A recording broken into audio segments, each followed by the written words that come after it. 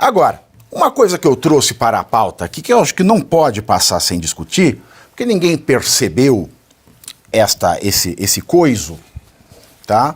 É que, qual era o termo que foi inventado na Covid? Negativismo. Lembra do negativismo? Ah, negativista, contra a ciência. A ciência. Negacionista. Negacionista. É isso aí. É, negacionista, negativista, é a mesma coisa, não é? Negativista, negacionista. Negacionista, era negacionista.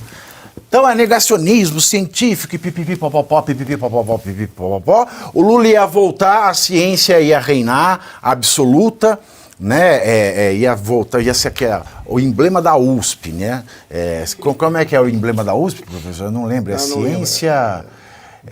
alguma coisa assim, ciência vini vinci, alguma coisa assim. Bom, mas segundo dados do relatório da editora científica Elsevier e da agência Bori, a produção científica no Brasil caiu 7,2% em 2023, se comparada a 2022, ano que já havia registrado a primeira queda em razão da Covid-19. É a primeira vez que a produção científica do Brasil cai sem motivo da Covid, cai por 2 anos seguidos, não é seguido de uma subida. Outros 34 países sofreram retração no mesmo setor, um aumento de 12 nações em relação ao ano anterior. Enquanto isso, 17 países tiveram alta na produção científica. Segundo o documento, os investimentos públicos federais em pesquisa e desenvolvimento no Brasil vêm diminuindo. Bom, tenho aí um gráfico que eu achei interessante. Esse é o gráfico da produção científica no país nos últimos anos, alemão. Olha aí. Vejam, notem vocês que em 2019, primeiro ano do governo Bolsonaro, nós temos aí em milhares, né, 71 mil artigos com autores, né, artigos científicos com autores do Brasil. Em 2020 subiu para 78. Em 2021 subiu para 82. E ela só cai em 2022, muito por conta da Covid, porque muitas pesquisas pararam. Aí o Lula entra em 2023, esse número, ele compreende todo o ano de 2023. Então é o primeiro ano da volta da ciência, da democracia, do amor, do Brasil voltou e lero-lero. Ele cai para um nível menor do que do primeiro ano do governo Bolsonaro. Quem é o negacionista? Exatamente.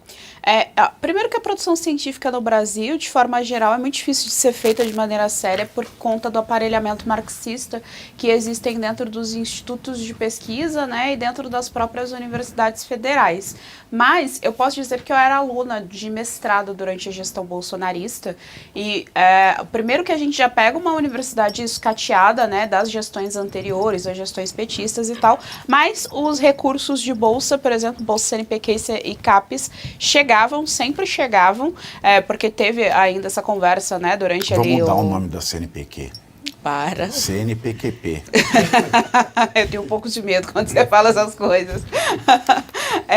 E as bolsas funcionavam, as bolsas chegavam porque era importante. É importante a gente dizer também que esse discurso negacionista, o Pavinato, ele vem também já desde esse período de quando o Bolsonaro assumiu a gestão federal, em que se dizia, né, que haver o retrocesso da ciência no país. Nunca houve, eu era aluna de mestrado, tudo funcionava ali normalmente, e o que já era ruim em decorrência do cicateamento que teve, principalmente ali na gestão Dilma, que são os anos de gestão petista, que abria a universidade a cada esquina, não terminava, né? Inclusive o Lula entregou, sei lá, um mês, uma parte lá, tomou uma lapada da menina, né? Dizendo, olha, isso aqui tá atrasado, e ainda assim eles não estão entregando até o final, ainda falta para entregar a obra e tal. Então, assim, a ciência no Brasil, as instituições educacionais no Brasil já tem esse problema, a gente ainda tem problema do socioconstrutivismo dentro da educação, a gente tem o problema do MEC, que também é completamente aparelhado, não está preocupado em fazer ciência, em demonstrar ciência dentro do país,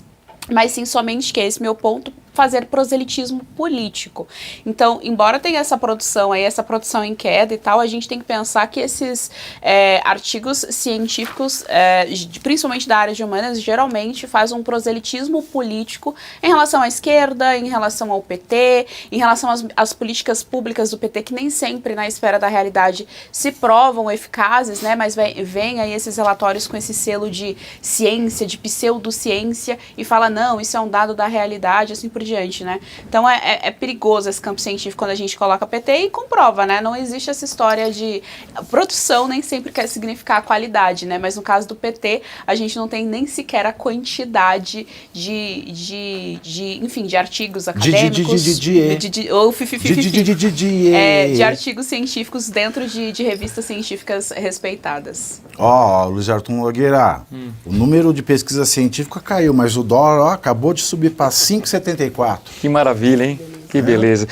Você destacou aqui, Pavinato, que os investimentos públicos federais têm caído, né, em pesquisa. E isso é uma marca de governos que são gastões, que é o caso do governo Lula, né? Como gasta demais com um monte de bobagem, inclusive inchando a máquina pública... Que chupada de catarro gostosa, hein?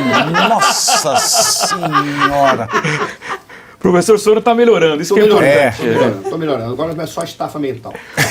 O problema é o seguinte, como gasta muito e gasta mal, na hora que tem que cortar investimento, corta em áreas importantes, como por exemplo na área de ciência. Cortou essa semana saúde da população, teve que cortar bilhões da saúde. Por quê? Porque não consegue enxugar a máquina pública.